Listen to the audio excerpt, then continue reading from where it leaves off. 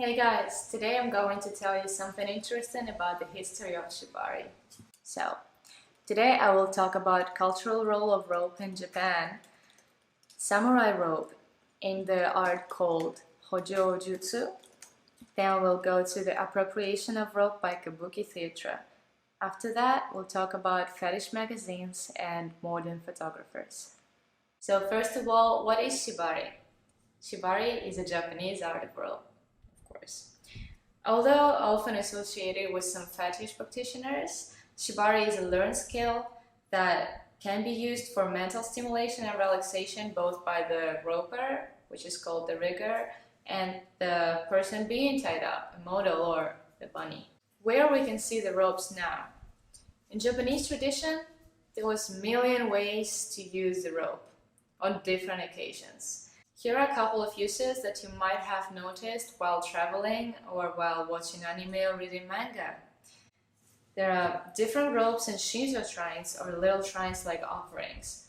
Another one, the border of a sumo ring, is also a rope. Special knots on kimonos.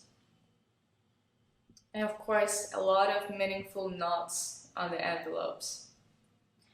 So this is not a surprise that the rope was adopted by some erotic practice like Shibari.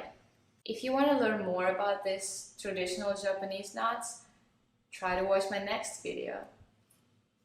So where did it all begin? The idea of tying up prisoners came from Korea. During the Japanese-Korean War, Japanese got the idea and made it a little bit better. Samurais treated their captives well and showed their respect by tying them with elaborately artistic bindings. They developed a set of ties and restraints based on the social status of the captive. However, respect does not mean that prisoners were not in pain. Tokugawa crime laws used knots to torture and extort confessions from prisoners, and also to display criminals. Each public punishment specifically fit the crime. So the knot created a legible, symbolic display for crowds of onlookers. However, Hojoujutsu disappeared with the dawn of samurais. So actually, The Last Samurai is a real story. You can't do much with swords when everybody else has guns. So it wasn't until the late 19th century or early 20th century when Hojoujutsu took on an erotic element, evolving into Kinbaku. In the early 20th century, Kabuki theatre began adopting the knots to the performances in their own way. Actors were recreating the moves safely on the stage and redesigning them to be more boldly aestheticized, as they had to give audiences a visual experience that is as memorable as the whole Kabuki performance. Thanks to the Kabuki theatre, it developed into kinbakubi, literally the beauty of tight binding, which is now more commonly known as Shibari. After World War II, fetish magazines on both sides of the Pacific featured Kinbaku in provocative illustrations. Popular magazines like Kitan Club and Uramado were exchanged with the mainstays from the American underground like Bizarre. In the Western world, Kinbaku became popular due to the photographer Araki Nobuyoshi, who showed Kinbaku in his works as a deviance in a Japanese society. He gained great popularity abroad, and then Kinbaku became also popular. Also now Kinbaku in the Western world can be found in the works of Kinoko Hajime, who makes beautiful installations. So what developed from torturing prisoners? Entering a subspace. When restrained, the Kinbaku model enters so-called subspace, which refers to the completely immersive experience.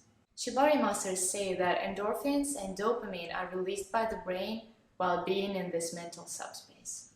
It is a little different from Japan though, because shame is a very important tool there. So when a woman is tied, she feels that kind of feeling of shame. Psychologically, this is very important. The Japanese culture is very much about shame and exposure, and also about embarrassment and humiliation.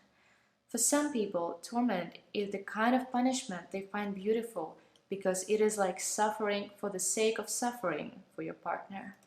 It's the connection, the intimacy, and the bond with your partner. So never forget that Kinbaku practice can bring a lot of pleasure and excitement, but also it's a very dangerous practice. Kinbaku masters train for years before they can really suspend somebody and do it to unknown people especially. A tier carries a great amount of responsibility over the one who is being tied up. And of course, Kinbaku is about great empathy and understanding between the partners. Be safe and thank you for watching. I hope this video was useful and you learned a lot of new stuff about Shibari. Please, if you liked this video and if it was helpful or you learned a lot of new things from it, please like and subscribe to get more content like that. Bye bye!